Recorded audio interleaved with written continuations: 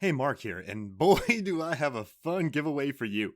So, I have 5 copies of Top Gun Maverick on 4K UHD, and I would love to give them to you. I have a lot of people entering this promotion, so I can't guarantee that you'll win, but if you shoot me a message, you listen to this episode in the first few couple days, and you're like, hey, Mark, I would love to be part of the drawing for the Top Gun Maverick 4K disc. Please add me in, and I will draw the winner shortly. So, yeah, bring home Top Gun Maverick on 4K UHD disc. Now, Tom Cruise stars in a spectacular, action-packed epic, which critics are calling one of the greatest movies ever made. Buy Top Gun Maverick on 4K UHD disc and dive into over 80 minutes of incredible behind-the-scenes bonus content.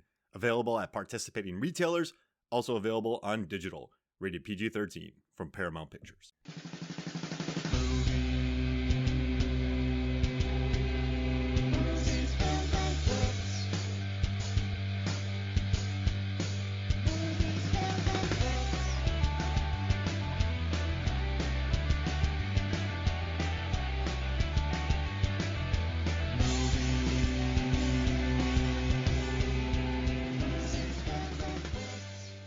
Hello and welcome to Movies, Films, and Flicks. I am Mark Hoffmeyer, and joining me is the man who, after watching Collateral in 2004, went out and bought a fleet of Mercedes-Benz and became the go-to luxury taxi cab owners in the Toronto area. Spill Briggs. What's going on? I can't believe that this is where we're starting, but honestly, I've got like 1,000 words, 3 pages of notes written for this movie. And the question that I highlighted that I wanted to ensure that I asked you was, doesn't Island Wheels kind of sound like a company that Tom Haverford from Parks and Recreation would start?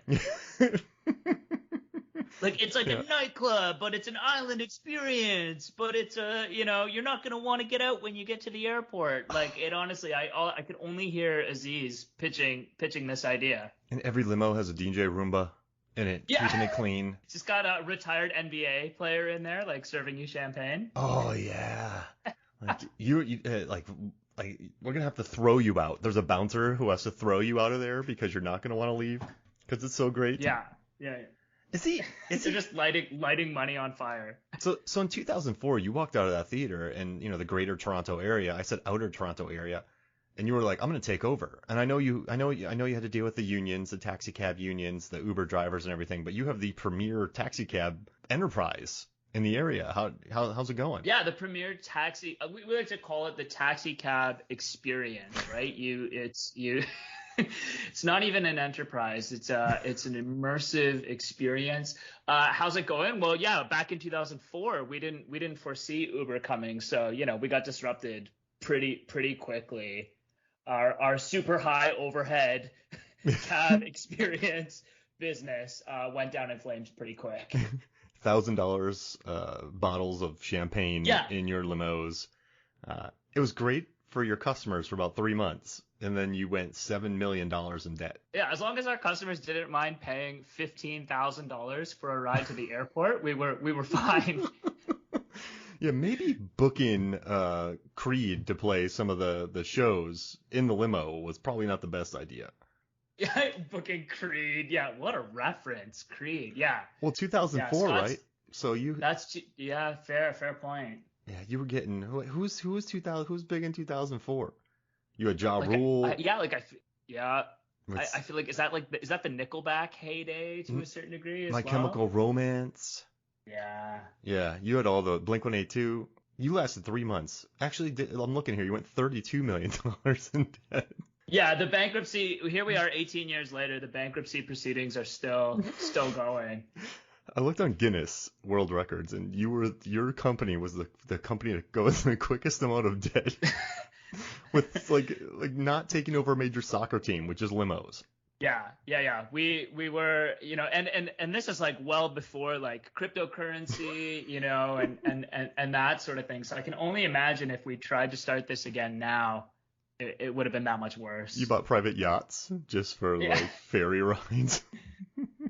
Yeah, if you needed to get to the airport, but you had to go across water, the cab would roll up and then just transition you right onto the yacht, right across the water. A seamless island experience the whole way through. A great trip on the Great Lakes. Yeah. So hey, we have a master list that we've been working our way through with these episodes, and we've covered some absolute, for lack of a better word, bangers. Like we've done Never Back Down, The Prestige, Fight Club, we've done Memento, we've done Limitless was Limitless. another good one. Yeah, Such a fun movie. it's like we've been covering some really excellent films, and you sent me a list, and Collateral was on the list. Like how did Collateral make the cut? So I would say like I'm a big Tom Cruise fan, and I think that is now less polarizing than it used to be because he's really made quite the comeback in the last number of years. But like I was riding with Tom through some of the dark times as well, The through couch jumping jumping and on yeah. Oprah's couch and and the Scientology and all of that. But the reality is that the guy, in my opinion, for like coming up on what's got to be like a 40-year career at Yep. this point, to do the amount of movies that this guy has done and to have the batting average that he has. If Tom Cruise is in a movie, I'm going to see it. I'm probably going to see it in theaters and I'm probably going to have a great time.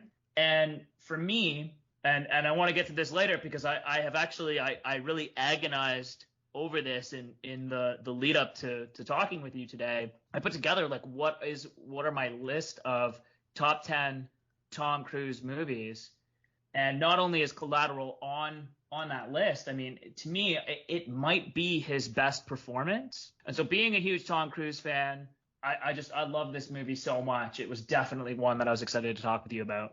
Yeah, so this was on the list, and I definitely went, ooh, Collateral. But it's been growing in esteem for me since 2018. So in 2018, I got tasked by Rotten Tomatoes to watch all the Tom Cruise movies and figure out how far he ran. And then last year, I got hired to watch all of his movies again for another video. And then they contacted me again in 2022 this year when they were like, hey, can you go through his entire filmography and do this? So I've watched his entire filmography 3 times since Holy smokes. 2018. And with each viewing, like I wish I could go back and pull all my social media posts because like with each viewing, Collateral has just gone up and up in my esteem. I remember watching it, watching it in 04 and I loved it. I owned it. I was like, this movie is awesome. But I watched it in 2018. I went, this is really good. And then I watched it in 2021 again and I went, wait, this is really good. And then I don't know what happened, but in 2022, my 4th time viewing it, I went, okay, this is amazing. Like no wonder people fawn all over this movie. I mean, people adore this film. Cinephiles adore this film, and for good reason. Like I'm all about praising this film because after watching it, I watch every single Tom Cruise movie in a row. So I watched his evolution as an actor, and this is for me, this is easily top 5 Cruise. Mm-hmm. This is easily top 5. Now, bear in mind, there's 40 plus movies, and all of our lists can be different because we all come from different places. But I just think Collateral is next level Tom. Like this is Jerry Maguire, I think, is his best performance by far. It's like the role where he showcases his cockiness, his like romantic side, his humor, his seriousness, his like ability to like freak out in front of people. He uses his manic energy well, but then like the guy just finds a lot of heart and he's excellent in it. But then you watch Collateral, maybe Born on the 4th of July. I'm not going to not name all of his movies right now, but he is like, we were watching this. I was watching this with Megan. I showed my wife Megan this for the first time, and she's like, "This movie's really good." And she was telling all of her friends who love it. So I guess Megan, not during the movie, but afterwards, she was updating all her friends about how Collateral because they all love it too. But just the way Cruise walks in this movie, he's like a jaguar. He's like a powder keg. It's such a cool performance. He's the coyote like that's walking across the road, right. later in the film, and I think for me, like, so I agree, like Jerry Maguire definitely up there. Probably, yeah. The thing that I like about this performance, in comparison to say like a Jerry Maguire, is we know that Tom Cruise is a manic, charismatic, like just jumps off the screen personality. And in this film, there's flashes of that, but he is so cold and calculating and under control, and there's so much going on sort of like internally in his mind. He's not like jumping off the screen and jumping on Oprah's couch or really jumping off of anything. Like you said, the way that he walks, the way that he moves, the way that he thinks and talks, it's so sort of against type in some ways. And so I think that that's one of the things that really jumps out about this performance for me, is that he kind of finds another gear that you maybe don't see all the time, which is part of why I really like it. That's a great point. I mean, you watch his movies, and you know what's nice about Collateral is sometimes A-list actors feel the need to play the villain.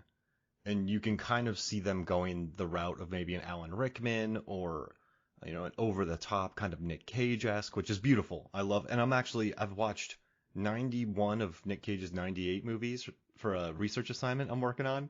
So I have so much Cage on the brain. But watching him in this movie and the way he repeats everything, when the body falls on the car during the first business transaction, whenever he speaks to Jamie Foxx, like whenever he talks to Max, he's always like, grab his wrist. You can do this. Breathe. You can do this. He repeats everything. And like he's just so in control, like get in the car. Like he kind of is training Max almost to be subservient to him. And what's interesting is he gets called a sociopath in this movie. He also gets called a meat-eating super assassin. But like, I guess his sociopath tendencies pop up because he can't read Max. He doesn't realize that when he pushes Max too far, Max bites back. But he keeps pushing him too far because I don't think he understands. Like, you know what I mean? I think he's so used to being like the alpha and like not used to human behavior. He doesn't read Max. I think it's really cool about that. But just watching, I also said that after watching every single movie, I think this is Tom Cruise's best sitting in a film ever. I just want you to know that. The best sitting I've ever seen in my life from Tom Cruise. Well, I'm sure we're gonna get into a discussion about the running in this movie, but I didn't think about that. The sitting, yeah, I guess he is sort of sitting. He's sitting in the cab. He's sitting in the jazz club. He does a lot of great sitting in this movie for sure. I'm telling you, and you know, the more I watch this as well. So, all right, Jamie Foxx was nominated for an Oscar for this, and rightly so. The more I watch him, and the more I listen to the commentary and behind the scene videos. Like he had worked with Mann before on Ali, and so had Jada Pinkett Smith, but he said he learned through mimicry. And so watching him in this role, this doesn't feel like a comedic actor going serious. So you watch sometimes, and when you feel a comedic actor going serious, you're like, oh, I feel this. Like, I feel it in my bones. But he is Max. He is, I don't even, you know when a movie's good is when you're not like, when you talk about a movie later, you're like, Max is such a good character. You don't go, Jamie Foxx is so good. Does that make sense? Because Max, to me, totally. like Max, you know, it's interesting. Like I always feel Tom Cruise's presence in this movie, but Jamie Foxx, he's Max, and I just love watching the way he ticks, you know. And also I want to give a lot of props to Jada Pinkett Smith too, because she's not in this movie long, but that opening scene between Annie and Max. They have that instant chemistry. You actually like her a lot. She's cool. You know, she's like, I was wrong. It's cool. You know, my bad. And then she comes back and gives him her card. And Michael Mann said this too. Like, it's really hard to find an actor who you just like immediately on screen. So when later on, when he goes to save her, you're like, no, don't kill Annie. But those two have such good chemistry in that taxi cab. And I just liked. I don't know. It's weird when you just like someone immediately. She just had a really cool presence, and I liked totally. Yeah, I liked their conversation back and forth. And what's that line too, where they're like, they're talking about instruments. He's like, you've been yelling on that phone. She's like, different instrument. But yeah. It's a good line. They just hit, and I loved watching Jada Pinkett Smith talk about working with Michael Mann. Jada Pinkett Smith, she had to go spend a week with couple who Michael Mann thought would be her character's parents. Yeah. You saw that in the behind the scenes, and she also had she had to hang out with the DA who does major cases to hang out. And I mean, this is a 10-minute role, 20-minute role, but she put in so much prep. But what I like about her is she knows who Michael Mann is. She has worked with him before. She knows that he wants perfection. It is Michael Mann's way. And if you're going to be in a Michael Mann movie, you got to be in a Michael Mann movie. And so I loved hearing about the audition process, and I loved hearing about how she Yeah, got into it. her audition was an hour and a half apparently for, like whatever, 3-4 scene, 10 minutes of screen time part. But I agree with you. Like that role, it's not a throwaway role. It's not a nothing role. She has to leave such an impression because the reality is for Jamie Foxx, for Max, like this is a guy who maybe doesn't have a lot going on in his life, doesn't have a lot of momentum going, and this is a person that in a way, like, just in their brief interaction, I think provides like a lot of the motivation for him to kind of change and to get out of his comfort zone and to, like when he realizes that she's in danger, like he takes action. Yeah. He hasn't taken very much action to this point. He's been driving the cab talking about this, island experience company that he's going to start, that I stole the idea from already and ran very successfully. For 3 months. Because Max didn't, for 3 months, but 3 months more than Max because Max didn't get his butt in gear. But Jada Pinkett Smith, that character Annie, provides that motivation for him in a lot of ways to change and to be bold, and it is an interesting evolution that he experiences for sure. Yeah, man, she's just like, everyone just pops in this movie. It's crazy. I mean, listen, it's not crazy because Michael Mann made Ali. He made The Insider. He made Heat. He made Manhunter. So, I mean, they're all. I mean, Will Smith was nominated for an Oscar for Ali. Heat is looked at as just a classic of the genre. The Insider, The Insider, Russell Crowe was nominated for an Oscar, and I'm pretty sure Joan Allen was. Then Michael Mann, I don't know, he just seems to bring out the best of his actors because I don't know, it's really interesting listening to the way he works. There's a scene in this movie where Max finally has enough of Vincent. Like, Vincent's letting him have it, and Max, like, you know what? Nah. And he flips the car. They did that. You saw that in the behind the scenes footage. They did that on the first take. They hit the camera. Like that was the exact thing they wanted. He said it was a little aggressive, but that's the exact flip that they wanted to happen. You're watching this video, watching the people working with Michael Mann. It seems so professional because no one wants to get that look from Michael Mann where you're not on it. Like, this is one of those movies where you're on it. You are on it. You got Jamie Foxx. You got Tom Cruise. You got Javier Bardem. You have Michael Mann. You have Jada Pinkett Smith. Like, you are on it. And so I love so much watching how professional this crew was. I know one of the DPs was fired after 3 weeks when they brought in another one, but I still think working on this would be kind of like, it would be frustrating, but it's also like, this is Michael Mann, so you just listen to what he says. Yeah. And you make his movie. His attention to detail, like you're talking about the cab flipping scene. So they crash up this cab, and then they have to film a scene later where Jamie Foxx and Tom Cruise are crawling out of the cab. Well, Michael Mann, being like the detail freak that he is, he doesn't want to use a different cab because he goes, we're not going to be able to recreate the damage in the exact same way that cab landed. We got to use the same cab. So he gets the crew in there, and they're like rigging up this like destroyed taxi cab with some like additional structural integrity to keep Jamie and Tom safe so that the thing doesn't like cave in on them while they're inside of it. But that's like things like that. I mean, that to me is pretty mind-blowing. And we talked a little bit about this with David Fincher when we were talking about Fight Club, and I can remember struggling to sort of think of another director that sort of works in the same way as Fincher, doing hundreds of takes and getting them to do it in all kinds of different ways. And Michael Mann is another great example of a person like that. I mean, reading the research for this about, you mentioned that Jada Pinkett Smith had to go spend a week with a couple who were her parents. They developed like backstories for every single character. He was showing Tom Cruise photos of, places in Gary, Indiana, where Vincent allegedly grew up, and like they did this whole backstory for each of these characters for things that ended up not, making it into the film at all. Mark Ruffalo never once fires a gun the entire movie, but the guy had to do like pretty extensive weapons training because his character would have been familiar with like how to hold a gun, how to, walk with it, and so on and so forth. And so, yeah, the level of detail to me is just super impressive. Yeah, and you know how to hold yourself. I think when you know how to hold that gun, you know the posture, right? You know the people, you've been around them. So I think you just understand the world, and then that helps you create the character.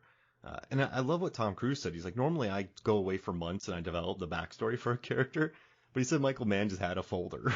It's like, here, Yeah, this is yeah. it. And so Tom Cruise, and speaking, I mean, listen, in 2004, Tom Cruise wasn't hurting. Like, this guy was rolling some hits.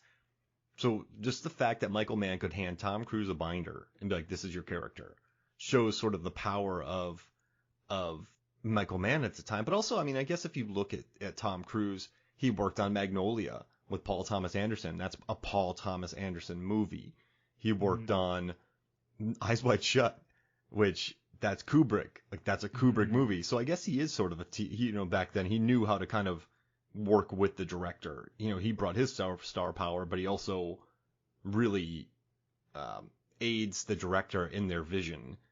And it's such a cool movie. This is, I love the cinematography too, because I wouldn't say any of the cinematography is there. It's very meat and potatoes the way it's shot, but they keep finding really interesting camera angles in the taxi cab. They keep finding, at the end during the subway fight, you have Annie and Max in their subway car, but it's really centered on it. It's a really neat shot. Now, none of it is like, oh man, that's a drone shot that just flew 300 yards, dropped 200 yards, lifted up 100 yards, dropped 100 yards. Oh my gosh, this is one crazy take. But it's just such kind of really wonderful, for lack of a better term, meat and potatoes cinematography that just knows how to frame it, knows how to shoot it, knows how to make LA interesting. And a lot of this movie centered around the digital filmmaking at the time. They still shot this movie on 35 millimeter film, but a lot of the movie that he wanted to shoot in LA, which you found in the research, but with the digital cameras, you're able to bump up the gain. You're able to get more light. You're able to capture more light at night.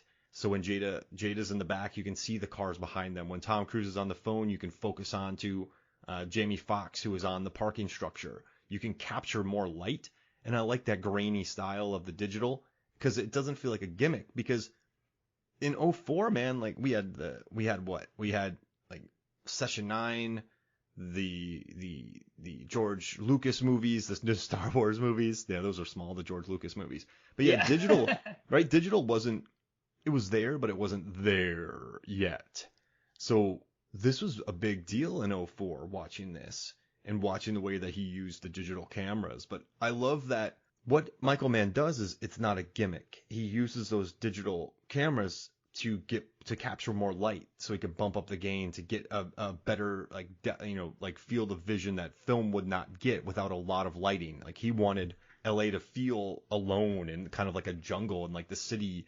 And so I really dug how he went with film and digital, but they feel great. They both work well together. Yeah, it was one of the biggest pieces in the research that was mentioned a lot, was just that this was a really sort of revolutionary thing at the time. And it's interesting because, again, I think part of what makes this movie so good is that it is timeless. It doesn't necessarily feel like it's tied to 2004. Yeah. But I agree with you. Like, I think it looks really cool. The color is really, really interesting. Originally, the script called for this story to happen in New York, and Michael Mann was like, no. I guess he really loves LA and kind of wanted to feature LA pretty heavily. And again, in the behind the scenes, and we've mentioned this a couple times, there's an amazing 40-minute documentary on YouTube behind the scenes, the making of this movie, that everybody should check out. And just some of the insights from it, Michael Mann was taking the actors to places in the city that they'd never been before. Jamie Foxx at one point said, like, oh, you want to film a scene in the ghetto? Like, I'll show you where the ghetto was. And even for him, some of the places that Michael Mann took him, he said were pretty rough. And were places that he'd never been before. So definitely the LA the LA setting kind of plays a prominent role, and it's interesting because it kind of ties into to the character. Like one thing that I was trying to figure out with Vincent, is he says when he shows up in LA, like, oh, like, when I'm here, I can't wait to get out of here. Like nobody knows each other. He tells that story about the guy dying on the train and nobody noticing.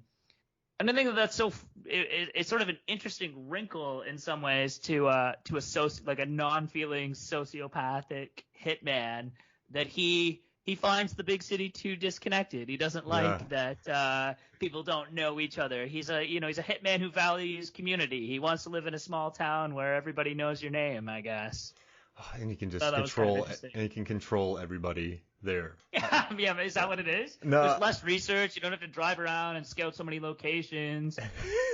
Yeah. Really inconvenient to be a hitman in a city of 17 million people. L.A., like, give me Dayton. But yeah, what's interesting too is I was reading that he kind of drops that speech on Max because he wants to see Max's reaction to it. So you have this guy who clearly lives in L.A. and this dude's just dropping bombs on L.A. So he wanted to see how assertive Max was. And then Max is kind of like, that's cool, man, whatever. It's all good. Like, where are we going? So he's like, Mann said that he's purposely trying to like poke and prod at Max to see, hey, maybe I might need another cab driver. Maybe this guy's not for me. And then eventually he kind of learns that he can control him, like with this $600. And he's like, no, you're taking this fee. He's like, yeah, you do. He's like, remember? He's like, I don't know. He goes, yeah, you do. And Max goes, okay. And I think at that moment, Vincent's like, I got this dude. But what's great too is we've talked about, I love, we've kind of had movies that we've covered with duels. If you think about it, Never Back Down, the duel. We have Fight Club, the duel, The Prestige. The duel. Man, the two-man rivalry. Yeah. You have like the two narratives meeting in Memento, which is a bit of a stretch, but even Limitless with Bradley Cooper's former self and then drug self going together. Sure. And what I love about this movie is, you have Max, who is this guy who, he takes a nice shift because it's not as stressful, right? He gets better tips. It's chiller. No one bothers him. He doesn't have to deal with all the LA traffic. So he's doesn't want that conflict. He's kind of squirreling himself away from the world at night. Then you have Vincent, who's like the ultimate meat-eating super assassin. But they both go, like, one goes forward, one goes backwards. I mean, that opening kill for Vincent goes wrong, and the rest of the night just unravels him. You can slowly see Vincent like wrinkling a little. You know what I mean? Like, you can see his facade dropping. And then totally. But then you can see Max becoming stronger throughout the night. And then they both sort of flip in another like they both sort of through the night. It reminds me, and I'm sorry to jump in, but it just because you were mentioning the movies that we've covered before and how this theme sort of comes up, in some ways it kind of reminds me of Fight Club a little bit. Yeah. Where like Vincent is Tyler Durden. He's like the nihilistic guy, the total sociopath. In some ways he's like pushing Max's buttons and maybe misreading Max a little bit, but like at different points throughout the story, like he tries to push Max to call Annie, or he tries to push Max to stand up to his boss. He asks him a lot about like, why are you still driving a taxi cab after all these years? Like, why haven't you, started the company? And so he's sort of like pushing him to be better in some ways, but at the same time, he's the super like cold-blooded, nihilistic psychopath who doesn't really care about anybody else. I mean, at one point, the cops pull Max over for his busted windshield, and he's saying, you got to get us out of this situation. Otherwise, you don't want to see me cornered, which is an incredible line. Yeah. And he starts talking about how, like, well, the cops, one of them, they probably have families, and, the one guy's probably married with a pregnant wife, and he's, like, really pushing Max's buttons in a way that, like, Tyler Durden is pushing the narrator in Fight Club. Like, it's such a crazy parallel there. Man, like, you killed a guy. Have you ever heard of Rwanda? Yeah. He is such a manipulator. He's like, we just got to go with the flow. We got to improvise. And I love how Max uses that later with Javier Bardem, which is incredible. But yeah, he does. Yeah. He's just, what's interesting about Max too is, or Vincent, very rarely does he say anything genuine. he talks about LA being terrible. He talks about being the id. He talks about just he doesn't really contribute much to the conversation. He's more about his speeches. He's more about his efficiency, his threats.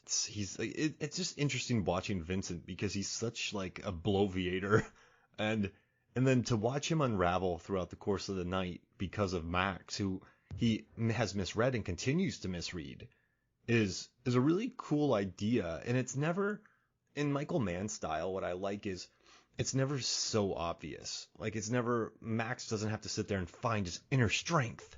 He doesn't have time for that. He goes on the run because he has to. And so it's just fun watching this cat and mouse game between two actors who, I mean, Jamie Foxx won his Oscar that year for Ray. So it's just fun watching these two go back and forth. And, one is misreading the other one. And then eventually Max is just so tired of Vincent's BS that he just flips the car. He's like, I am so tired of you. It is very Fight Club. I think he figures out that, like in a very Fight Club-esque way, that Vincent doesn't have as much control over him as he maybe initially thought, right? Yeah. That, like you're saying, at the very beginning, Vincent's kind of testing him to see, okay, how much of a pushover is this guy, and how much can I kind of be the alpha and dominate him? And Max comes to figure out, like, yeah, I have some agency in this situation, and I can assert some control over what happens here as well. Remember, you have to put a gun to his head. And the two times he really acts are when he takes the briefcase and throws it off of the overpass, which features a great Tom Cruise running scene. But he throws it off the overpass, but it's because his mom, played by Irma P. Hall, and Tom Cruise are just really treating him poorly, and so he, I think, finally has enough of it, so he takes the bag, and then he flips the car when Tom Cruise is like, I'm gonna kill all these people, I'm gonna go back and kill your mom. That's where Vincent fails. He doesn't read that you corner Max as well, and Max reacts, if that makes sense. You just need to corner him. He's a guy who's put himself where he can't be cornered, I guess, Jamie Foxx, Max's character. So when he finally is pushed, that's when he acts. So it's pretty cool watching that both these guys are like, hey, don't trap me. Like, one guy never says it, but when he gets trapped, he acts. And another guy's like, don't do this to me. But when Vincent sort of gets trapped, when things start spiraling, he becomes less cool. It's an interesting dynamic, and it's a really interesting way to look at kind of humans. And you have this facade of control, but when you lose control, how do you even, can you even keep it? How do you keep yourself together? So no, that's why this movie's so good, man. It looks so good. I just said man. It looks so good, man. Man, yeah. Yeah. Man. Yeah, it's just wonderful. It's just layered. And Mark Ruffalo, one question for you. So there's a scene where Mark Ruffalo talks about this cabbie who killed 3 people in one night in Oakland and then died, was killed, popped himself. Are they saying that was Vincent? I think that's the idea. And it is kind of funny that Mark Ruffalo basically solves the case like in about 30 seconds. Like, he immediately is like, oh, there's a cab involved. This reminds me of this other thing that happened. I think that is the idea. I think that was Vincent. There's a part where the cab is parked. I guess it's when Jamie Foxx goes in to see Javier Bardem. Yeah, because Tom Cruise is waiting. Vincent's waiting in the cab, and Mark Ruffalo asks, is there somebody else in that cab? And they're trying to, zoom in with the cameras. He immediately knows what's going on. Yeah, and then he gets shot. And then he gets shot. He's the only guy that believed poor Max. Does that maybe, I have a question though. Is that kind of the only inorganic feeling moment? Like, oh, there's another cabbie in Oakland who got killed 3 people, then was murdered. Like, is that a little too convenient? That felt like the one convenient thing. Like, oh, hey guys, guess what? This also happened here. Yeah, if we were gonna like nitpick the plot a little bit, that would be one for sure. I mean, I guess the fact that Felix believes that Max, who's impersonating Vincent, actually is Vincent. Maybe it's just because up until that point there is such a contrast to the characters, the way they behave, even the way they dress. Like Max is going in there with his hoodie, and kind of like looks like a bit of a schlub compared to Vincent, who's got the impeccable suit, the impeccable silver hair. And again, just the way he like moves and talks, everything we've said about the efficiency. But I guess if Felix has no idea, he doesn't know what Vincent looks like, maybe that would have been convincing. But that's maybe a little bit of suspension of disbelief. But really, those two things don't take away from the story at all, in my opinion. Here's the problem when you have a very, very good movie. It's when there's a couple inorganic things, you notice them. So I love the movie Moonfall that came out this year with Patrick Wilson, directed by Roland Emmerich. It's insane. There's about 4,000 dumb things that happen in it. It's all green screen. It never feels real, but I love every second of it. But I can forgive so much of it because it's just such a silly movie. But when you have such a serious good movie that is made, you're kind of like, wait, that scene would be great in another movie, but it doesn't feel totally organic here.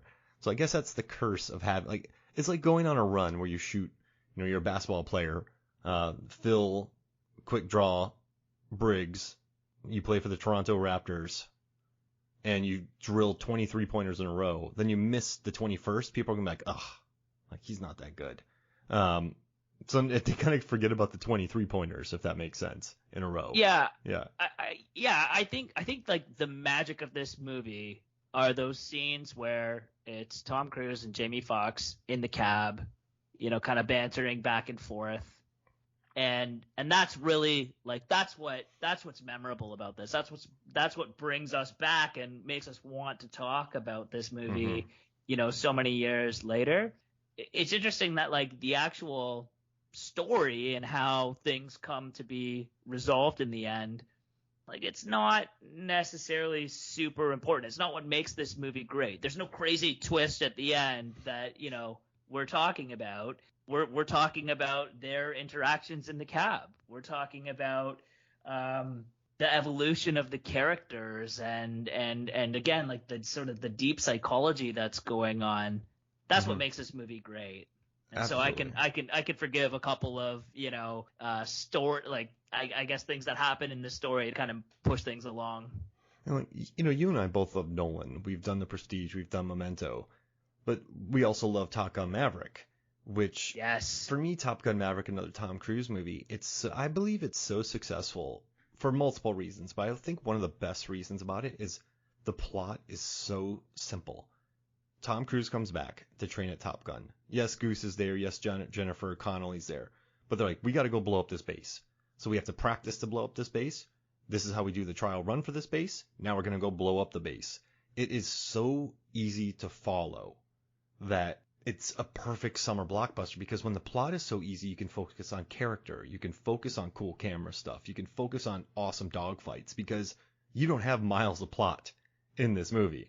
There's not a scene where Miles Teller and Tom Cruise, go to Cabo for the weekend to sort things out. There's no like big breakups. There's just you have the stock elements, and then you can build to a beautiful thing. And that's what I love about this movie. And they talk about it in the beginning where he's like, listen, 5 stops to make, $600. You're a good cab driver. You have a clean cab. I like you. You don't know that I can control you. But the rest of the movie is 1 kill, 2 kill, and then a 3rd kill, and then he throws the briefcase. Then they got to go to get the other 2 from Javier Bardem. Then they just go to 4. Then they go to 5. Like that's the plot, and it's so cool because that allows so much time in the cab. That allows so much time for cool action scenes, and that allows for time for the vice to turn because at the end she's the 5th, and you met her earlier, and it's such a. I love when when movies don't have to add so many subplots and they can just focus on the storytelling, the characters, and the action because the plot is quite straightforward. That's when I love a movie. Like, look at Jaws, dude. Like, 3 dudes go out on a boat to kill a shark. Yep. Yep. Like, that's it. No, I like my other favorite movies are like, Doctor Strangelove, which is crazy, like Royal Tenenbaums, which is out there. But I think sometimes there is really an audience for just like this is like, we look at Saving Private Ryan. This is our mission. Like that's it. We're gonna go. That's the mission. So for me, that's what makes Collateral so good. It's so easy to follow. All the pieces, all the chess pieces are on the board early on. They all come into play later on. You get some good action scenes, efficient action scenes, and that's what I adore about this movie. It's just simple structure, and then you can load it with all the good stuff, if that makes sense. Yeah, 100%. I couldn't agree more. It's not the crazy plot beats. It's these actors like just firing on all cylinders. A director that, again, just has the level of detail that goes in and thought that goes into everything that happens in this movie. And we take a relatively simple story, but we put compelling characters in that story and that experience these different moments and these evolutions like we talked about earlier. I think that's what makes this movie great, for sure. And also watching it too, I love that they had the skyline of LA kind of in the shot a lot. Like you always had the skyline of LA to keep the geography pretty good. I also love in the beginning when the car is driving towards Max knows the sound of his cab. He looks up when he hears his cab. So that's all you really need to hear. Like that's all. Like once I saw that with Max, he knew the sound of his taxi cab. I was like, oh man, this dude's good, cleaning it. There's so much interesting storytelling going on that I love, and just the 7-minute scene. That's such a good moment just to show that he's. You know what's cool about Max too is like he's afraid to jump.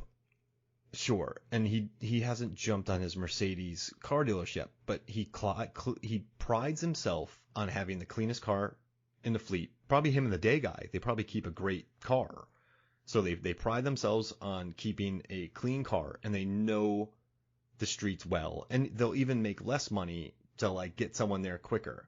So you don't have Max as being this like sad sack loser, right? He has a great conversation with Annie. So this guy is not a loser. He's just afraid to pull, he's afraid to jump, I guess. And so it's kind of cool that this isn't like a slobs versus, what is it, like slobs versus heroes, or like a real loser guy has to like beat an assassin. Like Max he knows what he's doing. He's smart. He's a good driver. He keeps a clean car. He has standards.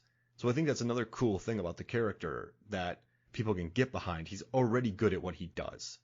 And he meets another guy who's good at what he does. Yeah, and he's the capability is there, and what's maybe cool and what maybe makes him even more likable than say Bradley Cooper's character in Limitless is like he doesn't have to take NZT to bring that out of him. He gets put into this situation and he rises to the occasion. And I think, as we've said with some of the other movies that we've covered, those are the types of stories that we love to see. We love to see an underdog who is struggling to get by, that finds within themselves capability and strength and courage that maybe they didn't know was there, and they just need to be pushed a little bit for it to come out. And so I think that this movie taps into that, and it's awesome. And we love good villains. We like Cam Gigante in Never Back Down, A+ movie villain. We like Vincent.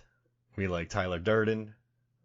I don't know. I guess they're both villains in The Prestige. Yeah, they're kind of both terrible in that one for sure. Yeah, but just watching this movie, the way it evolves, just the tiny little moments in it. And I made a joke the other day where I said, even though critics and audiences love it, and it made $220 million worldwide, and Jamie Foxx was nominated for an Oscar, I still feel like this movie's a bit underappreciated. Underrated. Yeah. Yeah.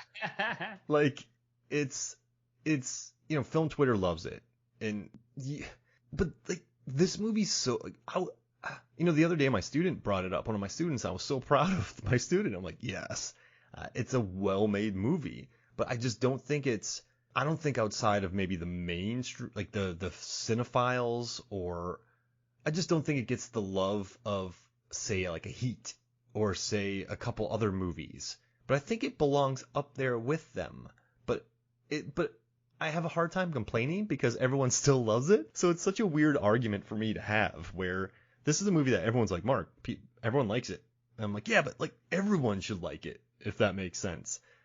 But yeah, I kind of made that joke the other day, and I stand by it. I don't care. People love it, but I still feel like it's a bit underappreciated. Like Ford vs. Ferrari, I feel like that's another underappreciated movie that was nominated for Best Picture, made a ton of money, had Best Actors. Critics love it. Audiences love it. I still haven't seen it. I gotta get on that. Yeah. I gotta get on that. It's so good. So where I guess my question for you then is, you mentioned you think that Jerry Maguire is Tom Cruise's best performance. Yeah. And I think with Tom Cruise, it becomes difficult because it's like he's such an action star, and so his best performance doesn't necessarily mean that that's his best movie, or that's the, you can only sit down and watch one Tom Cruise movie. It may not be Jerry Maguire that you pick. But so what would you say if I were to ask you, like I have a list here of my top 10 Tom Cruise movies. Maybe it won't make you name 10 because that's really putting you on the spot. You didn't know I was going to go in this direction. But if you could say like maybe your top 5 off the top of your head Tom Cruise movies, what comes to mind for you? All right, so if I'm going to a desert island, and is that kind of what you're looking for, or would you say performances? Like yeah. And you can't bring Castaway. You Okay. can't bring Tom Hanks. So I got to bring. It's only Tom Cruise movies. Okay, Edge of Tomorrow, because watching that again, I mean, he and Emily Blunt are awesome. Emily Blunt's the hero in that movie, which is so cool. But the first 15 minutes where Tom Cruise is so slimy in it, he is slimy, and they make him just seem so little, and he's so good in it. I don't think people realize how good he is in the first 15 minutes of that movie, even though that movie's a success and it made a ton of money and critics love it. He actually retweeted my review of that, and I've said that on the show many times, so it's pretty awesome. Tom Cruise. Mm-hmm. And I'm not saying it because of that. So Edge of Tomorrow, 5 movies. Let's say Collateral. I don't care. It's so good. Can I just say my favorite performances? Because the Desert Island one opens up like such a different... Yeah, man. Okay. Take it wherever you want. Okay. I do think Eyes Wide Shut features his best walking in any movie. Just to give you a heads up on that. All right, so I'm going to say... I'm just going to go with Jerry Maguire. I'm going to go with Born on the 4th of July. Collateral. So I got 3. A lot of people are mad that I didn't say all the right moves, but I'm not really... The Color Money, people are really into that. Let's see. Good. Few Good Men, he's really good. The Firm, he's really good. But like in A Few Good Men, he just has so many people that are around him that are strong. I'm gonna say, oh geez, Louise, this is really tough. So I have 3. It's interesting too. It's interesting too. Can I just comment as you think through this? You have not gone to the Mission Impossible well at all. No. I would, if I did, I would say the first one, but I'm gonna say my 5th one is Top Gun Maverick. Yeah. Because he learned in that movie. Like he's hurt. Like he's not the cool dude. Like he keeps getting fired, and Val Kilmer keeps helping him. It's so all right. I'm gonna say Top Gun Maverick, Edge of Tomorrow, Collateral, Jerry Maguire, Born on the 4th of July. And after watching all of his movies 3 times since 2018, I'm gonna say those are my 5 favorite performances. Yeah. No, I love that. That's a solid list. Can you humor me for 1 second though? I want to do Desert Island movies. Yeah. All right, so I'm gonna say Edge of Tomorrow. I'm gonna go Oblivion, and then let's see. I like the Mission Impossible movies. I take Tropic Thunder, just for the humor of it. I would take. Oh man, there's so many good ones. Legend, but he's not really the business in that. All right, so I got 3. No. Not Cocktail. I'm on a desert island. I want to like enjoy my life. I don't want to be depressed. Like I love Magnolia and Eyes Wide Shut, but no thanks. I'll take. Okay. Oh man, what Mission Impossible? I'll do. You know what? Screw it. Mission Impossible 3. Mm-hmm. And then my 5th one. Let's do Top Gun. The first one. Maverick. Yeah. All right, those are my 5 for a desert island. I love it. It's a solid list. I think for me, so I I'm not even sure if this is Desert Island or his best performances. It's, you know what? This is my top 10 Tom Cruise movies based on, I'm not even 100% sure what criteria. I guess just if I think what are my favorite Tom Cruise movies, this is the list that comes to mind. And so for me, I think you said Edge of Tomorrow was the one that you brought up first, and I think that's my favorite Tom Cruise movie. It is just so good. So good. So good. Yeah. And like you said about like the evolution of a character over a 2-hour stretch as well. Like he goes from slimy to pretty awesome by the end. Yeah. And Awesome. I love it for that. And I also just love Groundhog Day, and I'm totally fine with them taking that that bit. It's fantastic. Oh, perfection. Yeah. So I'm gonna go Edge of Tomorrow. I'm gonna put Collateral at number 2. Jerry Maguire number 3, and for me, Top Gun Maverick is number 4. Oh, I loved that movie so much. Do we have 4 movies that are in the top together? I think so. Our lists are pretty close. So. A little out of order, yeah. But statistically, this is pretty crazy. I like it. Well, we're going to get into some more statistics in a second because not only did I put together this list, I also then looked at your article from 2018 about Tom Cruise's running and your hypothesis that, or not even hypothesis, your very well-researched, data-driven analysis that audiences prefer Tom Cruise movies where he is running running further distances. And so I put together my list and then also looked at each of the different categories of Tom Cruise running distances to see where my movies fell. So I want to share that with you for a second. But again, Edge of Tomorrow, Collateral, Jerry Maguire, Top Gun Maverick. For me, number 5 is The Last Samurai. Yeah. I love that movie. Yeah. Hans Zimmer, like some great music, just some great wooden sword fighting scenes in the rain. The choreography is excellent, and it was cool. Ken Watanabe actually stuck up for it because people were making fun of the movie for being the white savior, I guess, subplot. Which sure, but you know what's interesting? Ken Watanabe didn't argue against that, but he did say that movie opened up so many doors for us because it just showed us as it didn't just show us as stereotypical. It showed our world. And it opened up a lot of opportunities for Ken Watanabe. So he actually really appreciates the movie. But watching it again for my research, it's like sumptuously filmed, man. It looks beautiful, right? The sword fights are gorgeous. Yeah. Yeah, it's a ton of fun, that movie for sure. Number 6 is Rain Man. Yeah, so right, classic. That could be number 7, you didn't mention this, but I'm going to put Minority Report as number 7. I love Minority Report. Of all of his movies, when he is being chased by those flying, Minority Report agents, I felt bad for all of them. I was like, you guys are gonna get hosed by this dude. I think that's peak physical Cruise right there, is Minority Report. Yeah, and it's him and it's Spielberg, right? Yeah, it's him and Spielberg. A partnership. They did a few movies together, and then that.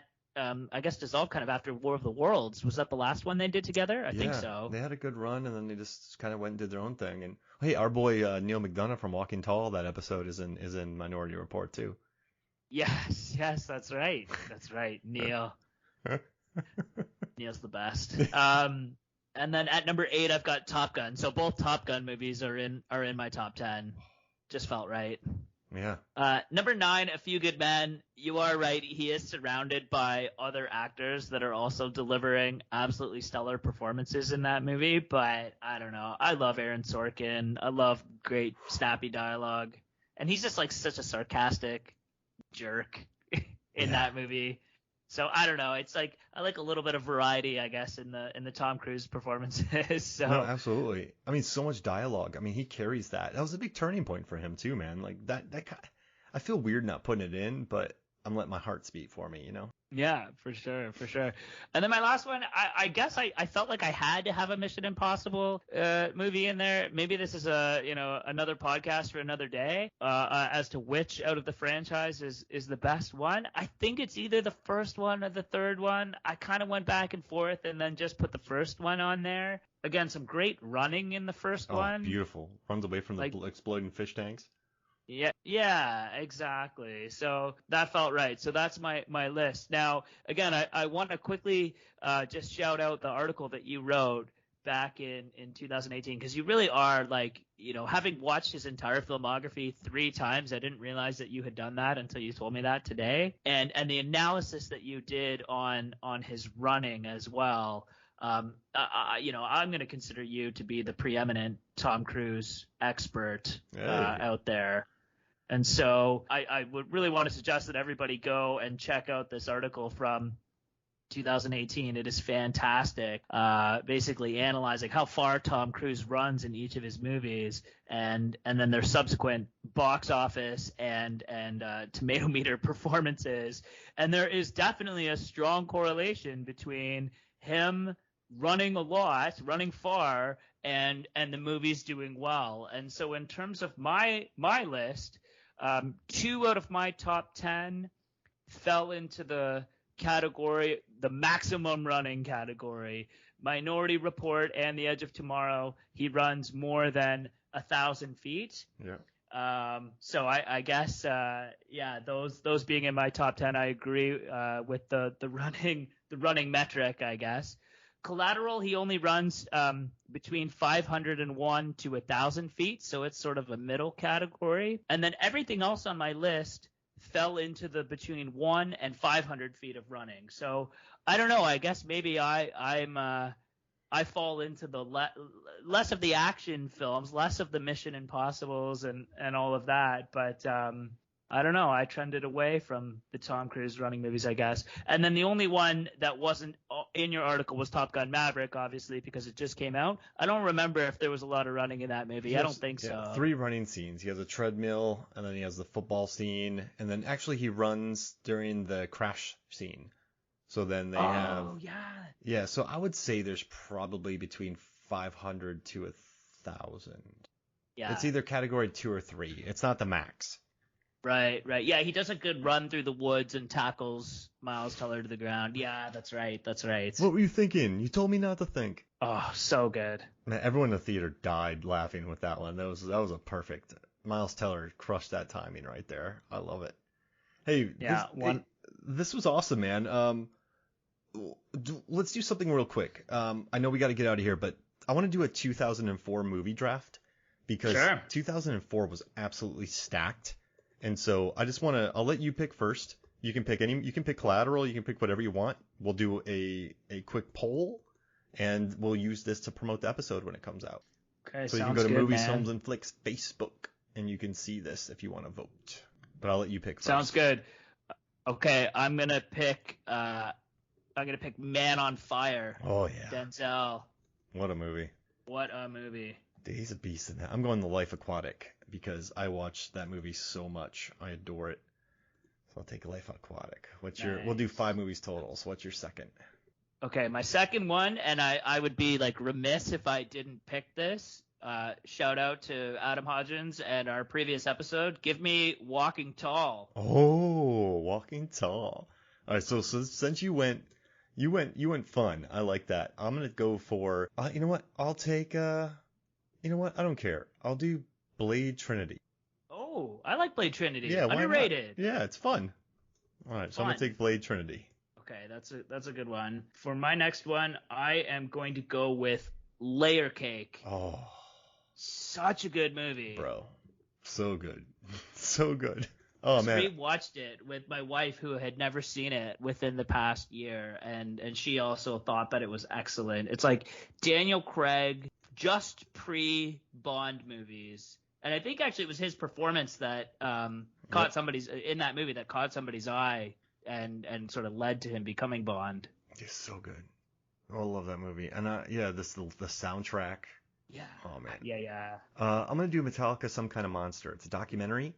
Oh. But I actually really like Saint Anger, and I really like how open everyone was in this documentary. Like, I have never seen a documentary where probably one of the most famous bands in the world are so open, like almost comically open. I mean, they're doubting themselves, and I just think it's wonderful. So I'm gonna take that. I will second that. I own Some Kind of Monster on DVD. Metallica are one of my favorite bands of all time, and to see the behind the scenes of them going through what they went through and the struggles, and their original bass player died, and like they've the James Hetfield, their lead singer, guitar player, goes to rehab during the making of that documentary. So this band has been through a lot, and it's incredible to watch them navigate that. But in addition to that, it's incredible to watch the way that they write songs, like the way that they Kirk Hammett will just send an hour-long recording of him playing guitar, and they'll pull 30 seconds out of it and say, that's our riff right there, or that's our hook. It's unbelievable. What a doc. What a doc. All right, cool. What's your fourth? That's a great pick. What's your fourth? For my fourth, I am going to pick another so many good movies in 2004. I know, right? I'm going to pick Garden State. Oh, yeah. Another great soundtrack, great Natalie Portman performance, just a fun, kind of quirky movie that upon rewatch kind of feels a little bit more tied to 2004, not quite as timeless as Collateral by any stretch of the imagination, but still a super fun movie. You know what was nice about Garden State is, while I don't think you and I we're nothing like Zach Braff's character. I'm sorry if I'm speaking for you, but I was like nothing like him. But I still like that there's this like an emotional dude in movies, because there wasn't much of that in 04. I'm super emo, man, so I never got movies like that. And so it was fun watching, just seeing a different type of dude, different type of Natalie Portman on there. Does that make sense? Like, it sort of connected with me because totally. It's so different. It really is about a guy dealing with his feelings, and yeah, right. Not like punching or spin kicking anybody in the face, I guess. But it's cool. It's a good movie, and yeah, like I said, some really great music in that movie too. All right, I'm gonna take. I'm gonna do Mindhunters because I covered it on Deep Blue Sea, the podcast, and it's on MFF, and it's insane. It's Rennie Harlan. It's bonkers. So I'm gonna take Mindhunters. Nice, it's a good pick. Like Rennie as well. Shouts to our 12 rounds episode. Oh yeah, 12 rounds. That was my first time ever on MFF was 12 rounds. That was a lot of fun. I made you do a lot of wrestling episodes there for a while. Hey man, I'm down to do all the WWE movies, and I'm sure Adam is too. We can have lots of fun with those. Don't tempt me. For my last pick, 100%. 100%. We'll watch them 3 times and analyze all the running. See if anybody runs as far as Tom. I can't watch John Cena run again, man. His running. Yeah, his running was not great. Running through the alleyways in 12 rounds was pretty rough for John, for sure. All right, what do you got? Who's your fifth? My last one, I think, again, if you think about 2004 movies and kind of classic movies that came out of that year, I think you got to pick Mean Girls. Yeah. It's kind of lived on in a timeless way as well, so I'll pick that. I broke down Mean Girls, and I figured out who was the meanest per minute. Like, who I averaged out I figured out all their screen time, how mean they were, and who was the meanest on like average based on their screen time. And it's Regina and it's Janice, almost tied. Oh man, that's incredible. This is you did this in an article? Yeah, it's on Movies, Films, and Flicks. I also put it up on Reddit. It was cool. It got like 8,000 upvotes, man. People really dug it. I'll go check it out for sure. And then, all right, so I gotta go one more. Oh gosh, you know what? I'll take Before Sunset, because I remember watching that movie. I went and bought the poster immediately. I was just really enamored. Like, I loved Before Sunrise. So Ethan Hawke, Julie Delpy, Richard Linklater. I'm gonna take Before Sunset. Mm-hmm. So I love it, man. You have Man on Fire, Walking Tall, Layer Cake, Garden State, Mean Girls. I have The Life Aquatic, Blade Trinity, Metallica, Some Kind of Monster, Mindhunters, and Before Sunset. These are glorious. Yeah, fantastic list. Well, hey, man. Thank you so much for joining me. I love this series that we're doing. It's like just reminding me how great some of these movies are, and I dig it. So I look forward to our next one. Yeah, 100%. Thanks so much for having me on. It's been a blast, and that list that I sent you were, some of my favorite all-time movies, and it's been super fun to go through them. So thanks so much for having me back. Absolutely. So for me, Mark Hoffmeyer, and for Phil Briggs, this is Movies, Films, and Flicks. We'll see you next week.